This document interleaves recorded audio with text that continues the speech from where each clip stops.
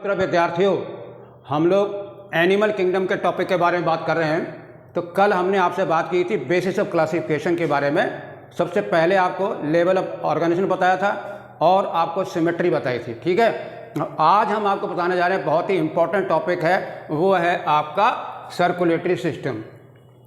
पूरे animal kingdom में multi cellular heterotrophic organism होते हैं, यूकैरियोटिक होते हैं। जितने भी सेल होते हैं उनको लगातार न्यूट्रिएंट की ज़रूरत होती है और लगातार वो ऑक्सीडाइज होते हैं। इसलिए हर कोशिका के पास जो है ये न्यूट्रिएंट का और ऑक्सीजन का पहुंचाना बहुत ही इंपॉर्टेंट होता है। इसके लिए जो है एनिमल किंगडम में एक विशेष प्रकार का सिस्टम बनाया गया जो कि सर्कुलेट करता रहता है पूरी बॉडी में, उसे हम कहते हैं सर्कुलेटरी सिस्टम। ठीक है, तो सर्कुलेटरी सिस्टम भी हमारा बहुत ही इंपॉर्टेंट क्राइटेरिया है।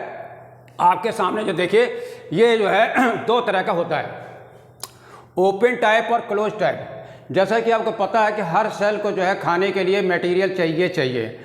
जब कभी भी आपका ओपन टाइप का जो होता है उसमें क्या होता है, ब्लड जो होता है वो डायरेक्टली पंप किया जाता है कहाँ पर, आपके जो सेल्स में और टिश्यू में, और सारे जितने भी सेल्स होते हैं वो ब्लड में सारे उसमें नहा लेते हैं, उसमें डूब जाते हैं।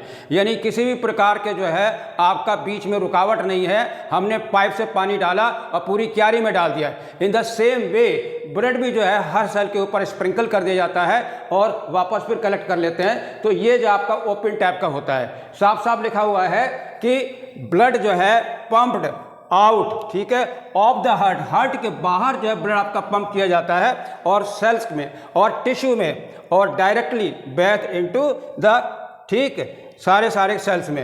अब आप जरा देखिए, नीट के लिए बहुत ही इंपॉर्टेंट सवाल ये है आपका कि आर्थ्रोपोडा में, मोलस्का में और हेमिकॉर्डेटा में तीन जगह जो ओपन सर्कुलेटरी सिस्टम पाया जाता है। सबसे पहले आपको याद रखना है आर्थ्रोपोडा में, फिर आपको याद रखना है मोलस्का में और फिर आपको याद रखना है हेमिकॉर्डेटा में।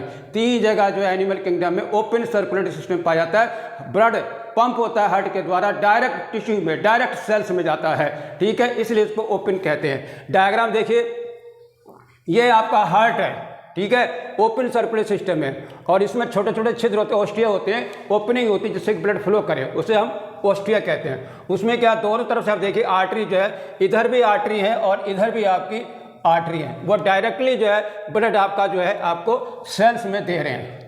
ठीक है, ये है आपका ओपन सर्कुलेटरी सिस्टम। यानी ये आपस में कनेक्टेड नहीं है, सारे सेल सारे टिश्यू उसमें जो है डूब जाते हैं और उनको सारा सर्कुलेशन में आपका न्यूट्रिएंट और ऑक्सीजन मिलती रहती है। ठीक है, वापस भी अपना वो CO2 ले जाएंगे और हार्मफुल सब्सटेंस भी ले जाएंगे। अब हम आपके सामने बात कर रहे हैं क्लोज सर्कुलेटरी सिस्टम।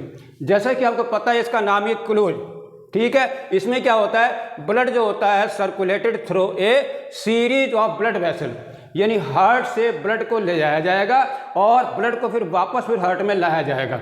इसके लिए आपको पता ही है कि ब्लड को हार्ट से डिफरेंट पार्ट को ले जाने वाली वो आर्टरी कहते हैं और पूरे ब्लड को इम्प्योर को कलेक्ट करके पूरी बॉडी से हार्ट को वापस लाने वाले को हम वेन कहते हैं। और इन दोनों को जोड़ने वाले जो होते हैं एक कोशीय यूनिसेलर ब्लड वेसल जो होती हैं वो आपकी होती है कैपिलरी। याद रखिए, कैपिलरी सिर्फ सिंगल सेल की होती है, बनी हुई चारों ओर से गोल। ठीक, अब जरा इसकी डेफिनेशन देखिए, blood is circulated through a series of blood vessels. Always remember, vessel कौन सी होती हैं, ऐसी नलिकाएं जिसमें हम ब्लड का फ्लो करते हैं। Blood vessel of varying diameter, अलग अलग। तो सबसे ज़्यादा डायमीटर आपका वेन्स का होता है, उससे कम आपका किसका होता है, आर्टरी का होता है, और सबसे कम आपका कैपिलरी का होता है। Now let us see the definition. Blood is circulated through a series of blood vessel of varying diameter, जैसे आपकी क्या है, आर्टरी, वेन और capillary. Now let us focus, हम करते हैं डायग्राम पर। देखिए, कोई भी जो है सर्कुलरी सिस्टम है क्लोज में, हार्ट आपका ये बना हुआ है। हार्ट में क्या होता है, अगर वेन से आ रहा है तब भी आपके पास क्या है, वाल। ये देखिए, तो वाल के द्वारा इंपॉर्टेंट रोल करते हैं किसमें, हार्ट को ब्लड को सप्लाई करने के लिए।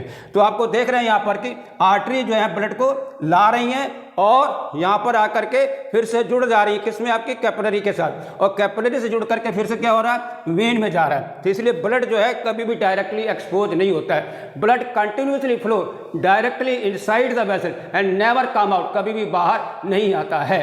यानी अशुद्ध रक्त जो होता है वो हमारे बॉडी सेल से फिर से वापस हार्ट में जाता है, या ये कहिए शुद्ध रक्त जो है हमारे हार्ट से जो है फिर से हमारी बॉडी के सेल तक पहुंच जाता है। और इस तरह को हम कहते हैं क्लोज सर्कुलेटरी सिस्टम।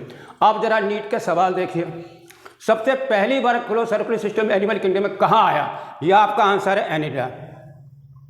एनिलिडा के बाद डायरेक्टली आप कॉर्डेटा में आओगे, वहाँ पर भी आपका जो है क्लोज सर्कुलेटरी सिस्टम पाया जाता है। कहीं धोखे से भी जो है इधर उधर नीट के सवालों में निशान मत लगाइएगा, याद रखिएगा क्लोज आपका एनिलिडा में है और कॉर्डेटा में है। ओपन आपका वो आपका 3 जगह है, आर्थ्रोपोडा, मोलस्का और हेमिकोडर।